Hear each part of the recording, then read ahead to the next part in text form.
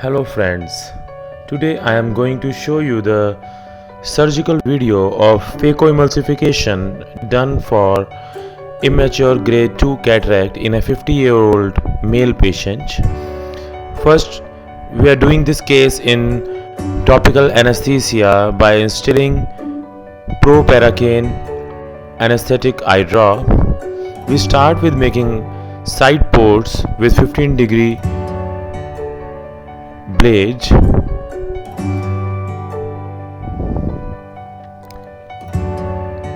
First we fill the anterior chamber with air and stain the anterior capsule with trypan blue dye. Then the dye is washed. I use intracameral lignocaine 0.5% to keep the patient comfortable.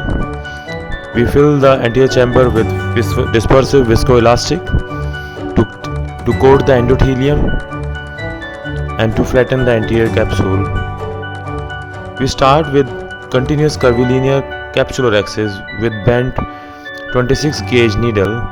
We first raise the flap, which is very important, and then we start the axis and we should make sure for a smooth and regular capsular axis it should be run parallel to pupillary margin, and we should keep a target of 5 to 6 mm size capsular axis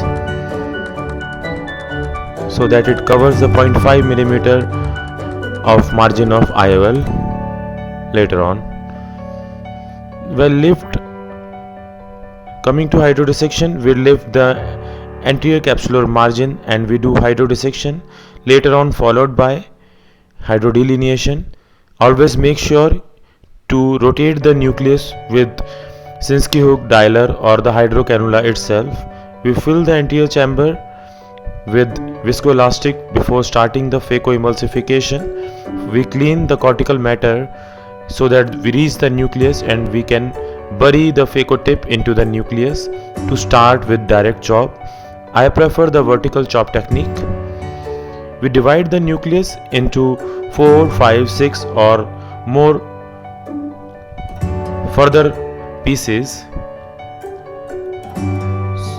which decreases the phaco power significantly later on while we are emulsifying the pieces. Now the pieces are emulsified on quadrant removal mode.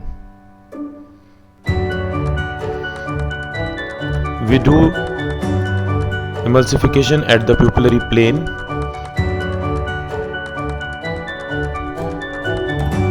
That is away from the endothelium so that the phaco energy will not damage the endothelial cells. One by one, all the pieces are emulsified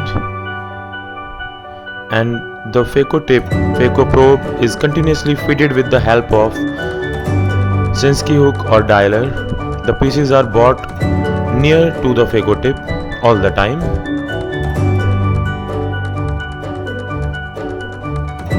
Try to keep the phaco tip at one position. Don't bring it to and fro movement. The epinuclear plate removal is done after loosening the plate with hydro.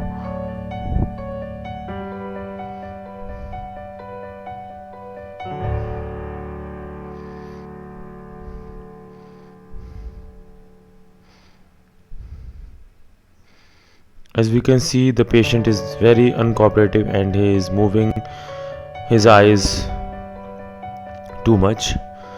Once the epinuclear plate is free and dislodged, we can emulsify it on epinuclear plate removal settings. We fill the chamber with viscoelastic and further cortical cleanup is done by bimanual irrigation and aspiration.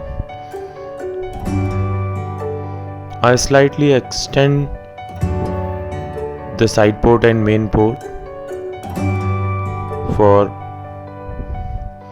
smooth entry of bimanual cannulas to the incision. Any forceful entry through the incisions can cause Descemet's membrane detachment, so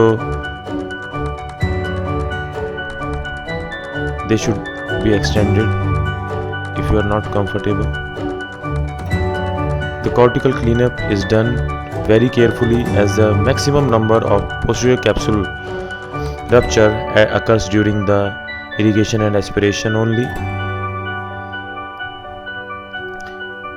The posterior capsule is polished for cortical fibers and any posterior capsular opacity. The bag is inflated with viscoelastic before putting the intraocular lens. The single piece intraocular lens is loaded into the cartridge and it is implanted into the bag.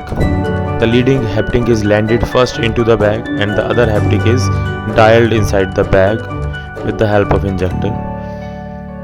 After placing the lens in the bag centrally, we remove the viscoelastic with the help of bimanual.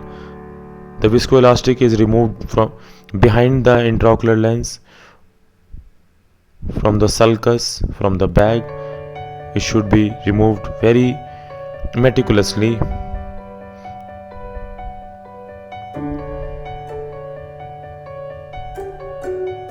The side ports are hydrated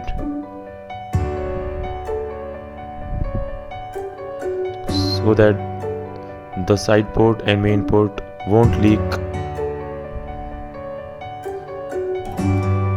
The side ports are checked for any leak with the cotton bud. See,